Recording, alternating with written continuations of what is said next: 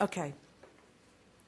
So the tone in editing the scholar's articles and student notes is will be different for the scholar and for the student. Let's start with the student. You have not selected, or you have selected student notes for next year. Okay, so that you're stuck with those notes, right? You had nothing to do with it. They might have been good decisions, they might have been bad decisions, there might have been some mistakes, but you're stuck with that at this point. Okay, so there's no use. There's never any use of being difficult with people who have been selected for publication and then their work is not, in your view, up to par.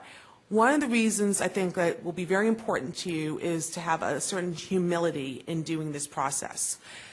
I think it's very natural when you look at student notes or even any kind of scholarly article that when you look at scholarly articles that you will sometimes get angry. You will think, what is this author doing? They're intentionally trying to ruin my evening. This is what you will be thinking. Now, imagine if your professors thought that every time they read your exams, right? That you would think, that's so unfair. How could they do that? I'm not intentionally trying to do anything. I'm trying to get an A in this class, or an A+, or Callie it. So you have to remember is that, for the most part, they are not trying to ruin your lives. They did the best they could, and you're getting angry is just your frustration because it's hard. Well, writing is hard and editing is hard. Some people are natural writers, some people are natural editors, but even if you're natural at it, it's still very difficult. And they're very different things. And let me tell you something else about writers. Writers tend to get very emotionally attached to their words. Very emotionally attached. Well, that's why we call it wedded to their words. Okay, we usually use that term, wedded to their words. Now, a good writer in an editing process will try not to get wedded to any words that are irrelevant, but it's very difficult. Okay, so part of what you're dealing with in dealing with editing student notes is actually dealing with the emotions of the writer, who are your colleagues. Okay, so, and remember, they may actually know more about this subject than you do. Now, you may know more likely you think you know more, and so they actually might be right in that.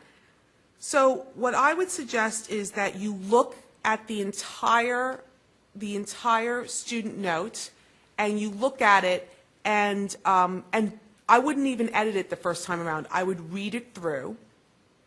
Just jot some general comments, like, did you understand the argument?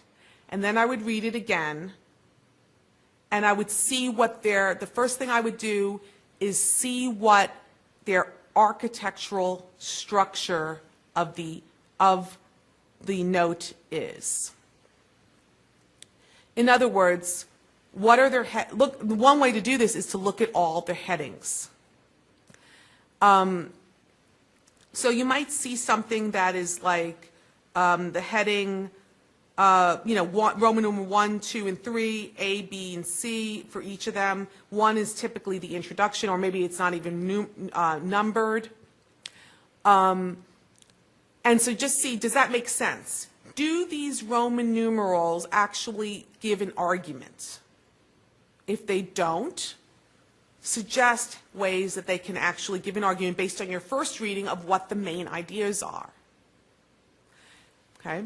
So that's the first step in editing, is actually the architecture.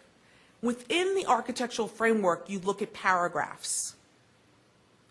So the next thing you might want to do is actually read the first sentence of each paragraph,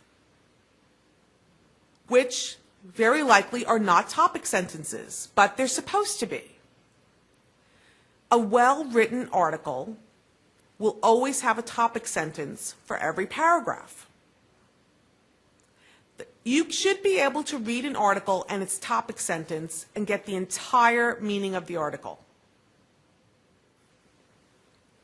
Okay. The next thing you want to do, and only at this stage, is actually look at grammar. Do the sentences make sense? Are they run-ons or are they fragments?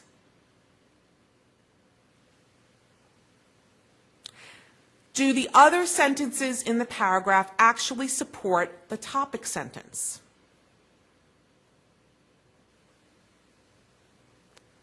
Remember, a sentence is one idea, a paragraph is a main idea, the topic sentence gives the main idea, and the other sentences support the topic sentence. This is basic 7th grade grammar. The last thing you do is you blue book. Now, your author, if it's a student, should know how to blue book. Now, I'm not going to tell you how to run the law review, but my sense is that they should be doing their own blue booking and you should be checking it. So my guess is if you see lots of blue booking errors, I would give it back to them to blue book first. With the blue book or whatever your summary blue book is and tell them to learn it, that you're not there to do their blue booking. Okay? That would be my suggestion to you. Okay? Now, that's not the suggestion I give to you with scholars. Okay? With scholars, it's almost the reverse.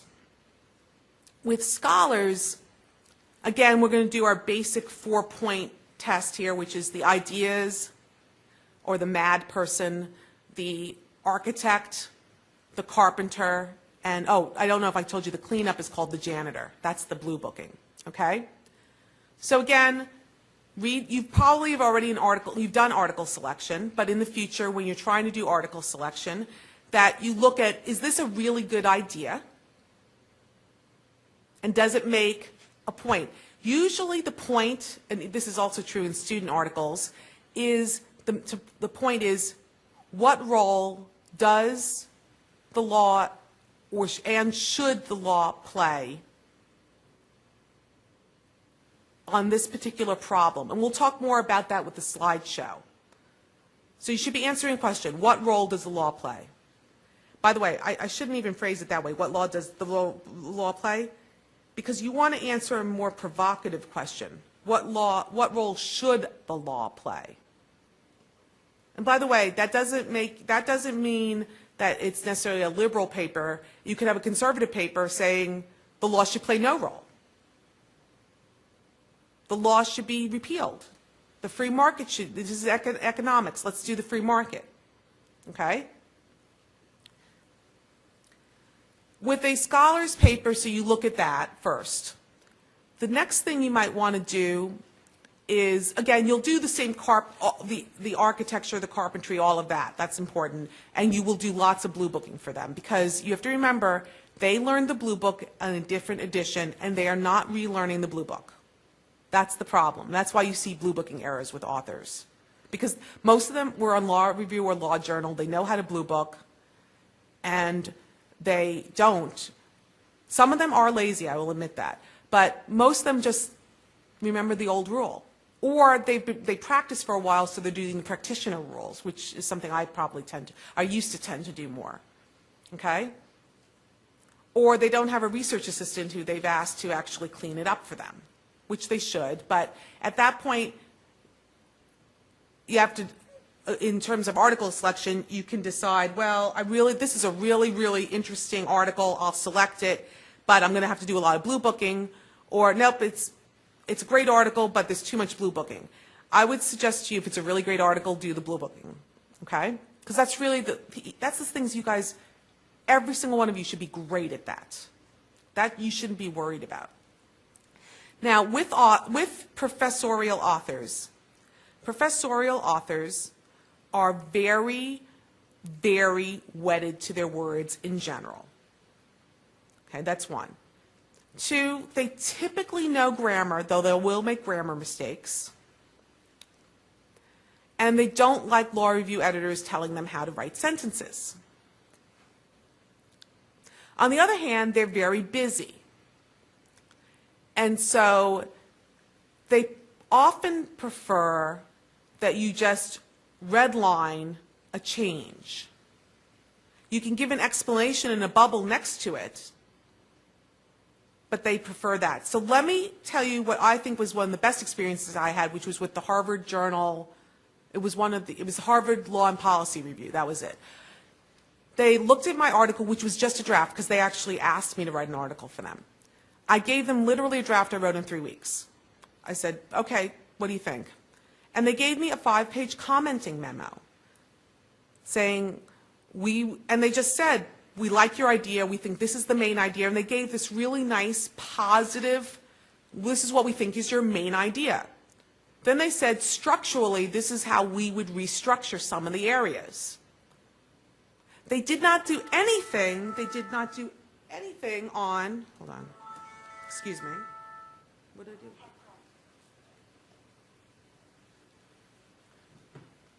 They did not do anything on carpentry or janitorial things.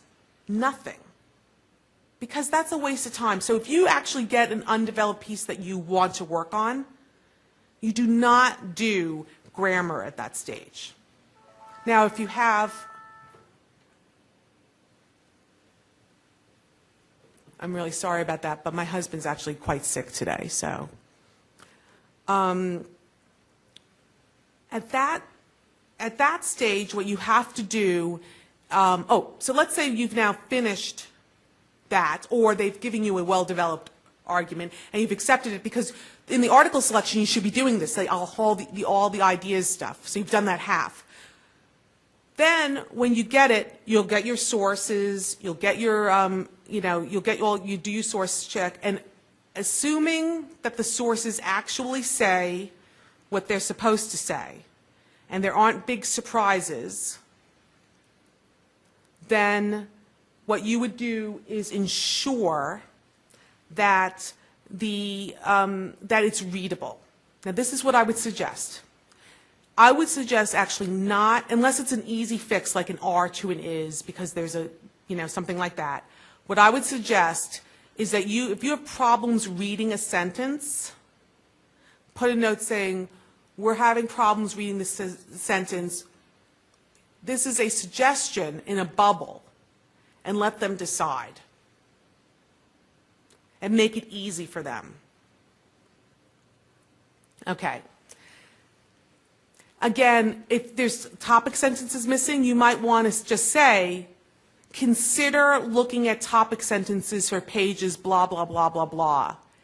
Because they're going to do it or not, but you putting it in is going to offend them. Now, you could say, if you would like us to attempt that, please let us know as soon as possible. Okay? That would be the best way to have a relationship with the author. So there's going to be tension between doing things for them that makes their life easy and doing things that are going to piss them off. Okay? The other thing is you have to understand is that professors will interpret cases very differently than you may interpret cases. So for you to actually change the interpretation of the case, because you think you're right because Professor so-and-so here told you that's the standard interpretation, don't do that. You might want to suggest to them something, perhaps you would like to allude to the fact that this varies from the standard definition or the standard interpretation or something like that. But what would be bad is to actually tell them not to do that, because probably that one of the things they're trying to do is actually be cutting edge in what they're trying to convey. Now, with student notes, I'd be more cautious, because students have only been doing this for 2 years, and it would be unlikely that they would, I like to say it this way. When you're E.E. Cummings, you can break every grammar rule you want, right? Because, he always did the lowercase, but until you're E.E. Cummings, use grammar, don't break your grammar rules. Same thing with, case interpretations, Now, that doesn't mean there's not going to be maybe part of the article is actually, I am giving a completely different interpretation. You've chosen that one for article selection. That's fine. You already know that, and it's going to be very clear. Okay. So I guess the last thing I would say would be always start positive, always end positive, and the criticism in the middle. With scholars, I would say in your email to them, say, give like a summary of what you've done, because it often looks worse than it is. Like you'll have 200 bubbles, right? But it's because you guys are overly thorough. And you say that, look, when you open this up, you will see there are 200 comments. These comments are predominantly suggestions. We've redlined things that we think are uncontroversial, like changing the word "are" to "is," but you can also reject them. We have suggested some areas where you could put topic sentences. Perhaps you'd like to write those. Perhaps you'd like us to write them. In some cases, we actually gave you some suggestions in how to write the topic sentence that we thought would be helpful. In other cases, we did not. We thought that you might want to do that. In cases where we found that we personally found in reading it, the sentence was difficult to understand, we suggested where you can break up sentences. And although we suggest how, they're in bubbles, so you can either cut and paste or not, and say it like that so they understand, so they're not shocked when they see all this red ink on their article. I personally love it when the students make suggestions for everything, because it's easy. I don't have to think. All I have to think about is it good or not good? But I also am much less wedded to my words than I think most professors. So you're dealing with someone I'm very low maintenance. And there's a range, and I would say I'm literally a 1 on maintenance, at least in this regard, and there are 10s, okay? So that gives you that broad spectrum. Okay, so I'd like to turn to the next 2 questions, and the way I'd like to do this is I'm going to modify the talk that I give to, that I will be giving annually to our junior scholars. So this is the professor as scholar, the research mission of a law professor. Okay. All right, hold on a second. Oops. There it is. Okay. One of the things is that every school has a mission statement, a vision statement, and goals. I'm giving you WVUs, but they won't be much different from almost any other major university. Now, little liberal arts colleges might have different ones. A religious school might have something different, like Notre Dame. I know we'll talk more about values or something like that. But they'll always be similar. They'll always talk about teaching, scholarship, and service. Always. So WVU's mission statement is, as a land-grant institution in the 21st century, West Virginia University will deliver high-quality education, excel in discovery and innovation, model a culture of diversity and inclusion, promote health and vitality, and build pathways for the exchange of knowledge and opportunity between the state, the nation, and the world. It's an excellent mission statement. It's one of the best I've seen. But notice what I did was I actually highlighted excel in discovery and innovation. That is your research prong. What we believe is that research is discovery and innovation. In fact, the substitute term for research is discovery. That's very, very important. The substitute term for teaching is actually learning. So the scholar is supposed to be learning with their students, and also the students are learning, so the teaching, learning, so we think of it also as we are learning. In research, we're supposed to discover. Think about it, not just impose our views on things. Okay. Oops, wrong way. Vision, our vision statement. By 2020, there's always, every 20 years or every 10 years, there's a new vision statement. There's a new strategic plan. So this is the most recent one that was written last year. By 2020, West Virginia University will attain national research prominence, thereby enhancing educational attainment, global engagement, diversity, and the vitality and well-being of the people of West Virginia. So once again, you have your research, teaching, and your service prongs, as you can see, but I've highlighted national research prominence. And we'll talk about why that's actually particularly important to West Virginia University, just because I want you to know that, but it's going to be important for every single school right now. Again, I'm going backwards. Okay, goals. Again, several goals. Again, if you look at it, it's going to be goals that are based on teaching, research, and service. The goal for research for us is excel in research, creative activity, and innovation in all disciplines. And you can see, once again, the 5 goals go with the first one's teaching, the second one's research, and the last 3 are really service.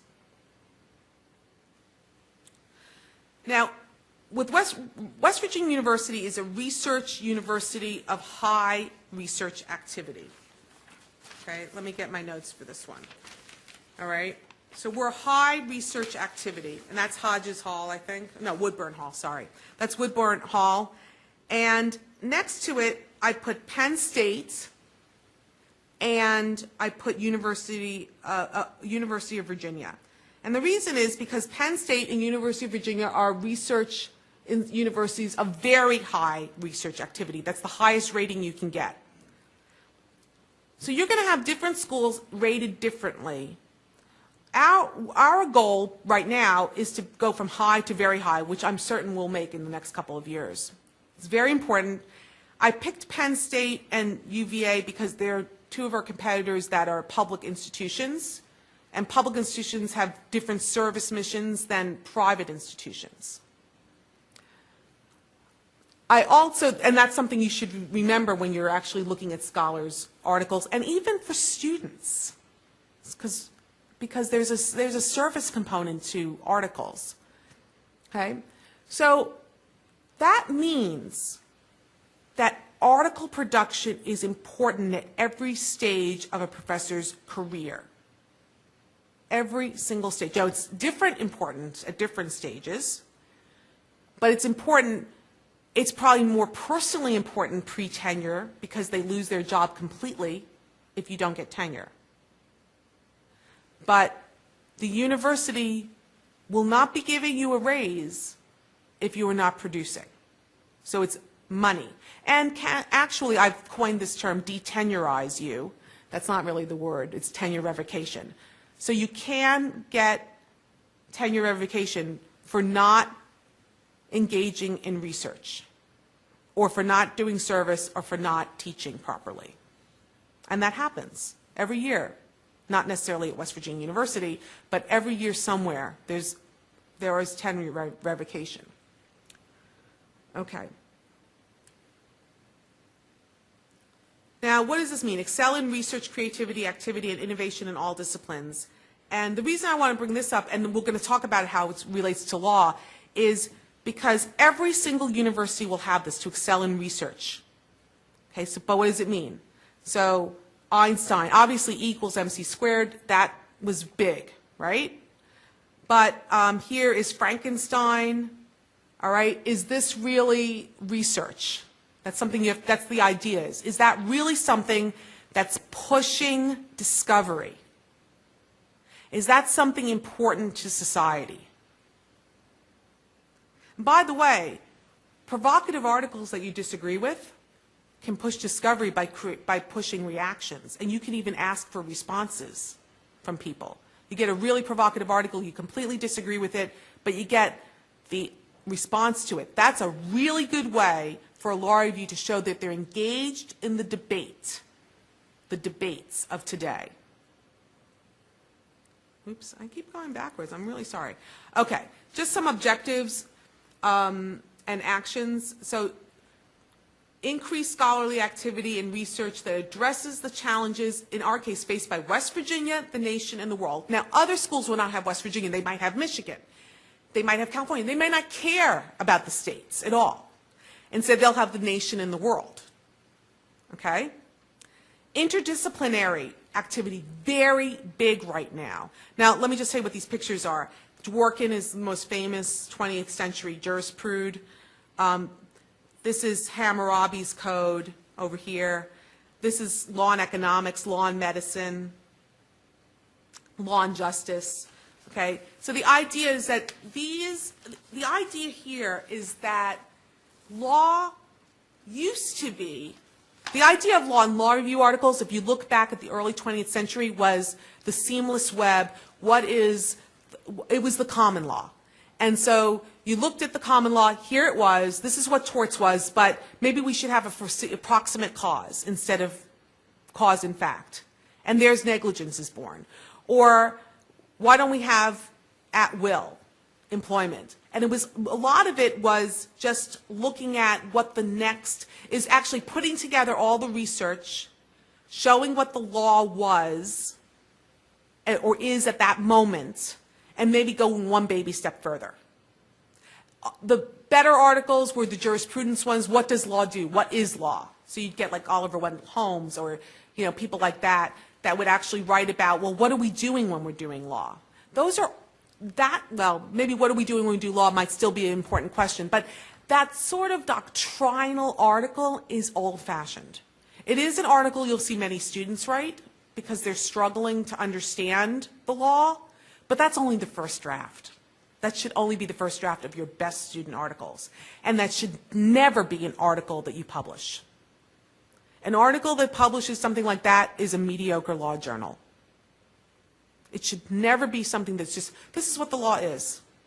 It should always have something further. Okay, this is what the law is, but is that good? Is that right? Does that make sense from an economic standpoint? Does that make sense from a jurisprudential standpoint? Does that make sense from a justice standpoint? Well, yeah, that might be economically efficient, but it creates loss of life that law and economics people are not calculating into that. And the law and economics can respond saying, yep, we're not, but it's better because we value efficiency. That's an excellent law review article. That's what you should be striving to do. And that's where interdisciplinary research can be very useful. Statistics. Say, okay, you don't think these regulations are efficient? Well, let's test it. I've yet to see a pure law and economics person test the statistic that the regulation works and come to the conclusion that the regulation doesn't do what it does when they actually test it. Okay? What they'll do is test and say, yeah, the regulation did save the lives, but we don't care.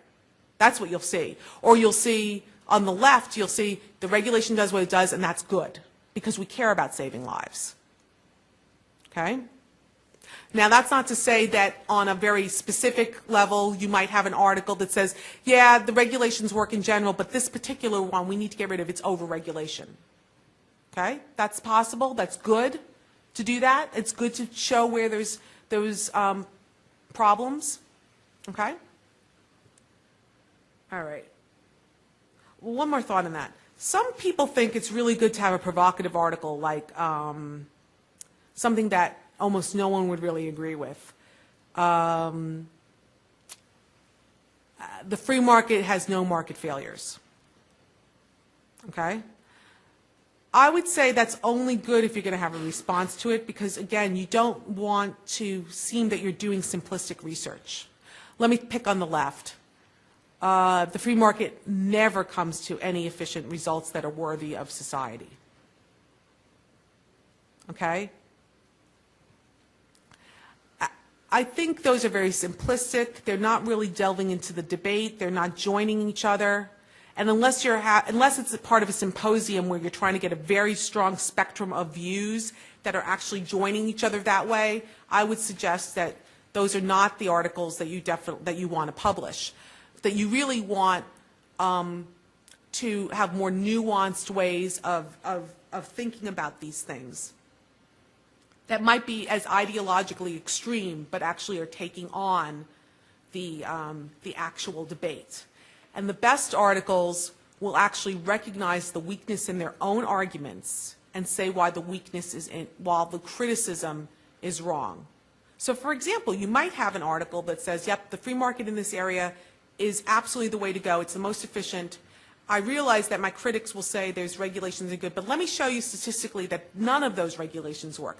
That's a really strong article because it's showing the work and it's explaining in this particular area this is not working. You see the difference? Okay. All right. So increased scholarly activity and research that addresses the challenges faced by, in this case, West Virginia, the nation, and the world. Okay. This is like, I think, a plant in China, and they're just, creating widgets or something. Is scholarly activity just getting a lot of articles out? If you see an author with their CV and they have so many articles, it's impossible to write them. Two things are going on. One of three things going on. Either they are some sort of machine that can do this, so that's a possibility, that there's someone who's just really extraordinary. All right, but let's put that exceptional person to the side. Their work is really bad, or they're just doing the same article over and over again. So I would definitely look at people's CVs. You want someone who's productive, but 15 articles in a year? That's more than an article a month. There's something.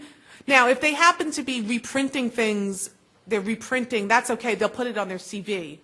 But I'm talking about recouching in articles. Then you're not getting something new. Okay? All right.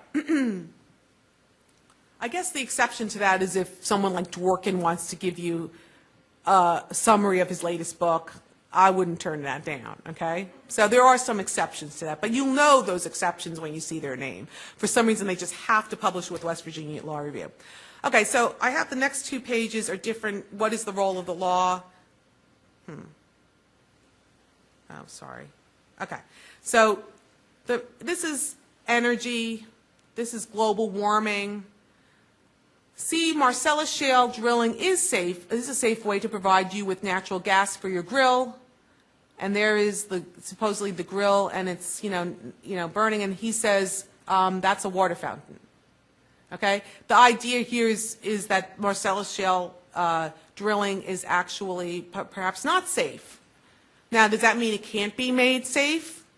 The article might say yes, but it can be made safe if it's properly regulated. It might say, no, it's safe, it's always safe. Or it might say, it can never be made safe. But what is the article you want? Any of those positions are fine, but the position, you want someone who could back it up. Like if someone says it's completely safe, they better show that they have study after study showing it's safe.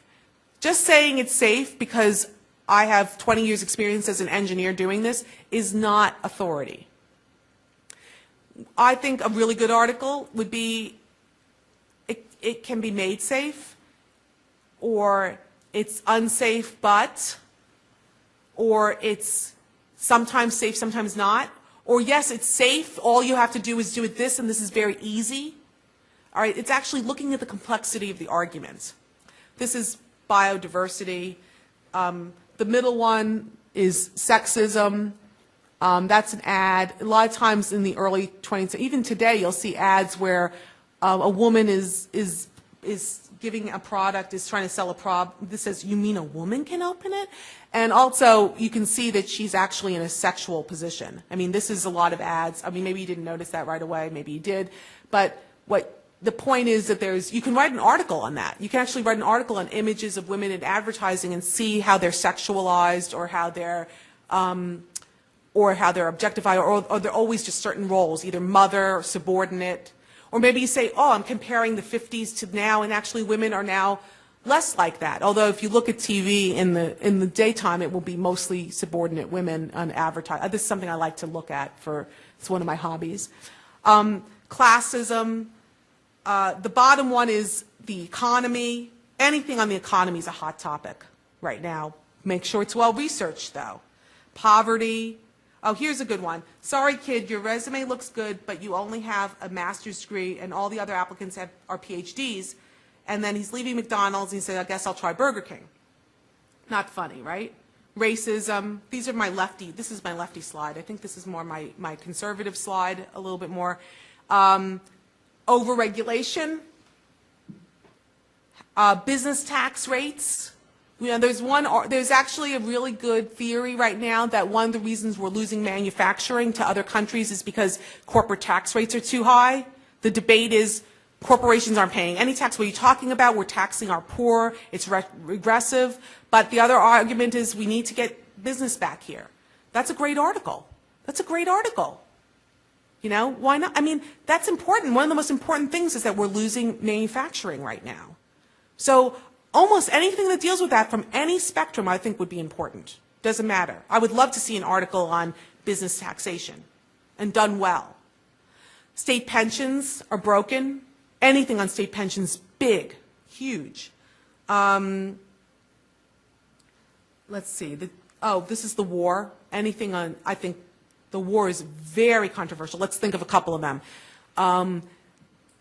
From protecting our military people to there's different types of racism, sexism that's less hot now because the military has been cleaning itself up, let's see, why did we go to the war? Anything on international? What is the role of war? Did the United States properly do this? Also, just things on that in the economy. Some people feel that, there's this argument. The Democrats always spend, but what they always cut military and they spend domestically. Republicans never spend. Well, actually, they've had higher deficits and they spend on military. But then people will say, but that's good spending. So actually, someone who actually tells the truth and says, actually, there is spending on both sides, but there are different types of spending, is a better article. Because it's actually looking at the facts and talking about what's really going on, and then it's about your values. That's really, really vital. And isn't that a much better article that just admits it and says, yeah, all right, but I prefer to have my money go into military because this is a scary world. And then someone else say, you know what, you're overplaying the scare factor. That's ridiculous. And this is why. Because we have poverty at home, blah, blah, blah. I mean, that's really the debate. It's not the things that you see on CNN and Fox News. That is not the debate. This is education. The others, anything on globalization. Again, any side of the debate would be good. All right. This is my favorite slide. And this is very important. This is the relationship between research or discovery and teaching and learning. You'll see on the left side is the Acheulean stone tools. Those are tools made by early humans and even late pre-humans, but mostly early humans.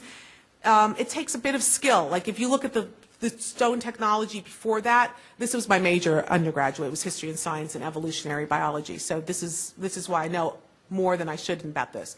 That's actually quite difficult to do that kind of chipping. And before that, they just used a stone, a rock to open up nuts or something, right? That's actually pretty cool, right? Not many animals do that even today, right? Like other than humans, maybe some chimps and people, things like that, right? But this is actually shaping the tool, all right? So then the mother and the father then teach the child to do this, right? This is going to get to the law, I promise, okay? Well, the next one is someone really smart thinks, what if I make like a little wedge in that at the bottom and put this on a long branch of a tree? Now I have a spear. So now I don't have to just scavenge and cut meat. I can actually hunt woolly mammoths. Do you want your professor to teach you how to do the left screen or the right screen? You want your professor to teach you how to make the spear, which is why it's really important for your professors to engage in scholarship. And that's what the students forget. If you're not engaging in scholarship, you're not thinking dynamically about the law. This is easy. Science is easy to show that. It's a little bit more difficult with the law. The law is not static. It is dynamic. It changes all the time. Your professors need to be engaging in research. That's why research is important to professors at all times in their career. Okay, so what is a university? It's a community of teachers and scholars. Teachers and scholars. They're both important. All right, these are some of my favorite universities. On the right is Oxford. On the left, I think, is Padua. Let me make sure. No, Bologna. I knew it was in Italy. But I show that because they're ancient. I think Bologna is the oldest in the world. Oxford, I just felt like putting up there. It's one of the oldest. I think it's definitely the oldest English-speaking one. And it's my alma mater, so I felt like putting it up there. Sorry. Okay? But, that's what scholars do.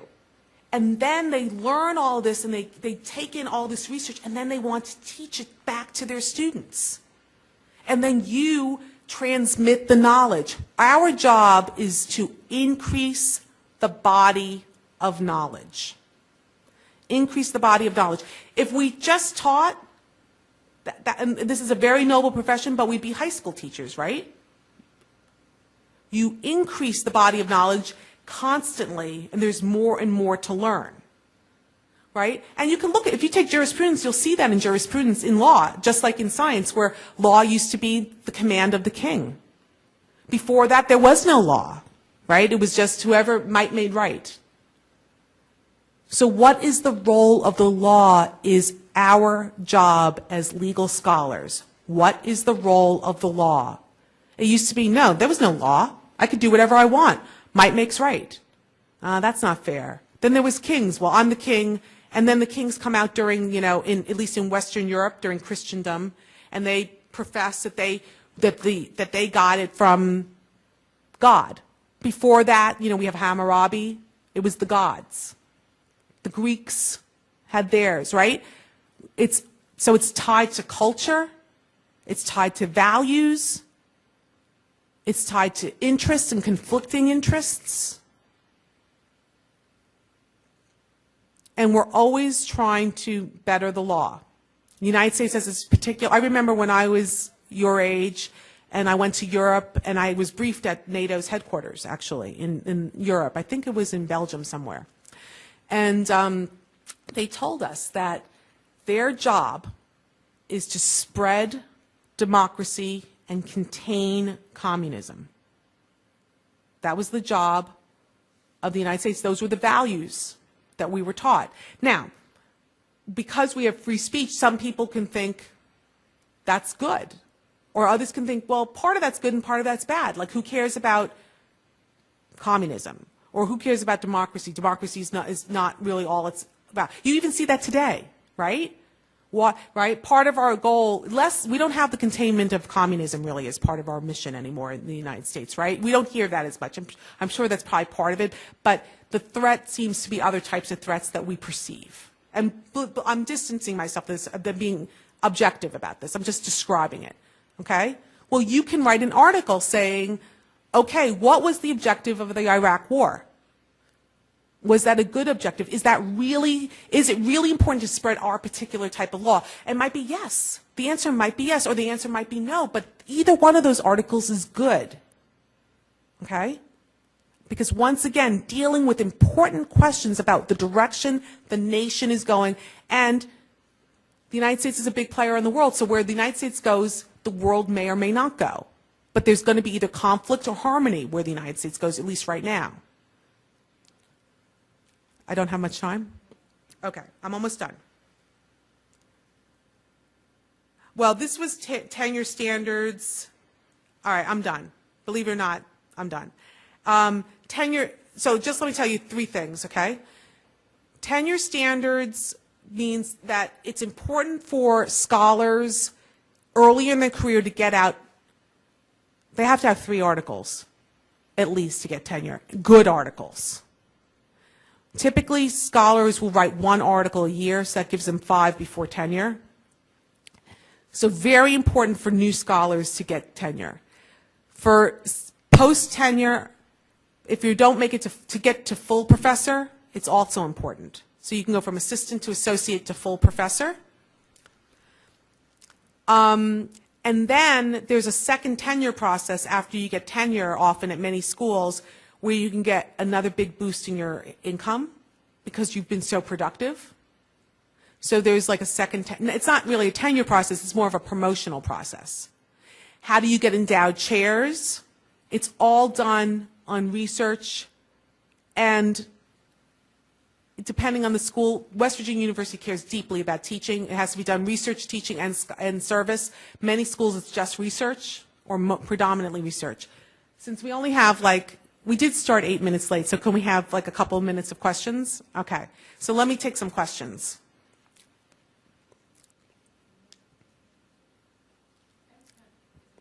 No, I don't think so. Hello? Okay. Okay, it's on. I know that some of the critiques of student-run law journals is that students are making decisions on articles or promoting certain scholarship when they don't necessarily have the substantive knowledge, especially with interdisciplinary work, to tell a good argument from a bad. And so there's one school of thought that says we should stick to doctrinal work because we have gone through the first 2 years of law school. Can you respond to that? I know that you talked about the importance of interdisciplinary work, but how ought a student kind of approach, say you get a feminist piece across your desk and you've never wandered into that, but you think it might be worthwhile? Talk to a professor? Well, there's two things you can do. First of all, doctrinal pieces are not, and frankly, they're just not good scholarship. They're not in the tenure process considered. They're considered yeoman pieces. They don't do anything. Anyone can go, like you said, right? Students after 1 year of law school can figure that out. So what if you contribute to the body of knowledge? It doesn't mean it can't be partially doctrinal. Most good law reviews will be partially doctrinal. So you get a piece, you think it's provocative and interesting, you like it, it's on a good topic. I think what you have to do is, there's a couple of things you can do. You can bring it to the professor who's the feminist or the law and economics person of your school and ask them what they think. The second thing you can do is you can, if it's like has statistics, show it, you can actually ask someone in a different department whether they think it's good. Now, that's a little bit iffy because probably a lawyer doing statistics is going to be pretty low-level statistics. But you could still ask and figure that out. There's many different ways, but if you just stick to purely doctrinal pieces, you will not be bringing West Virginia Law Review doing much exciting work. You could do that, but I would actually challenge you as scholars, as student scholars, because I think you're capable of actually trying to do more than doctrinal work. I would say do 2/3 of your article as doctrinal and the last third push the envelope. Is this good? Ask the question we don't ask in class often. Should we do this? Remember in first year you always said, should isn't law, well, that's not true. Should becomes law. It can. Maybe it should only become law through the legislature. Maybe it should only become law through the judiciary. You have different opinions of how the should becomes the is. Okay? So I would suggest that you do show it around. Or someone on the law review might have that expertise. Utilize your own expertise. You're not just poli-sci majors, probably history. Look, Jared's military. He can tell you whether he thinks this is a legitimate military piece, I think, probably. He would have he might have, what he needs to do is probably check his own personal opinions about that, which are either pro or con, and you have to try to say, I don't agree with this, but really it is criticizing something that's very important. Or, I really do agree with this, but it's not really good. That's the important thing, that you check your ideology at the door and that you try to get. So I would utilize each other. Find out who the historians are, the philosophers, all of those things. Other questions?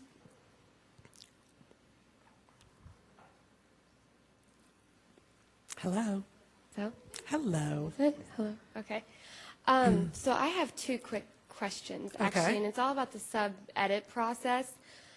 First is, we used to do sub-edits just like in a memo format, where all comments were done almost like in bulleted lists, like look at this paragraph on this page and consider this.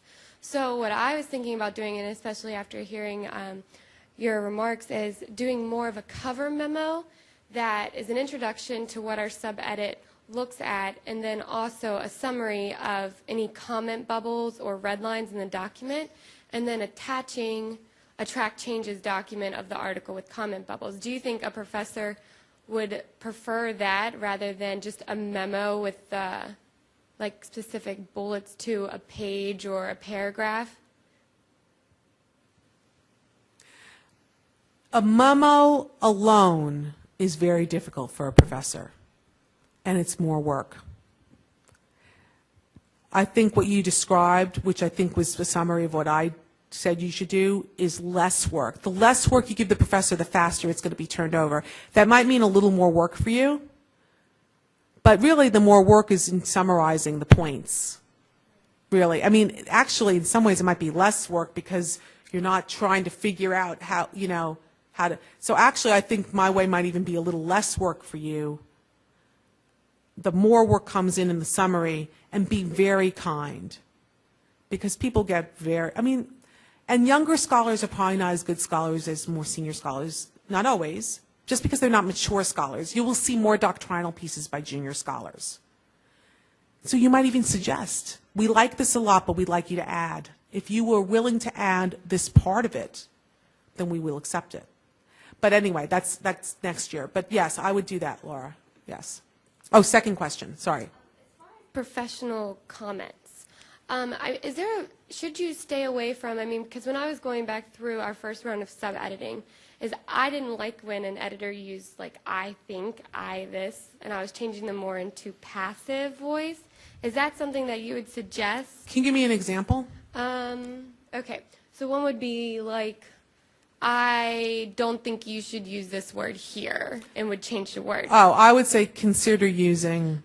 Okay, so that would be Which is not necessarily passive, but if you could, I would always try to do everything active unless it has to be in passive, but I would say consider using, this is one thing that I really do not like, though. If it really is, if you're really sure that there's a not missing, just put the not in. Okay. If you're not sure, say, I think you meant not here, so I put it in. That's fine. Or changing are to is. If you're absolutely certain, just change it, track, change it, because it's very patronizing. I mean, the author knows when they've made a mistake. They're writing it quickly, they didn't catch it. They don't need lessons in grammar. Most law professors don't need grammar lessons. A couple might, but okay? So I would do it like that. Consider. Be as polite as possible. Right. Okay. Thank you. Treat them the way you would want your professors to treat you on a law review article. Other questions? No? Sure, go ahead. So I'm going to ask a lot. That's okay. When you're doing a sub-edit, would you be offended? I guess I'm trying to gauge is how much blue booking in a sub-edit should it contain? Because right now, if I find like a pervasive, for instance, say all cases are underlined, they shouldn't have underlines.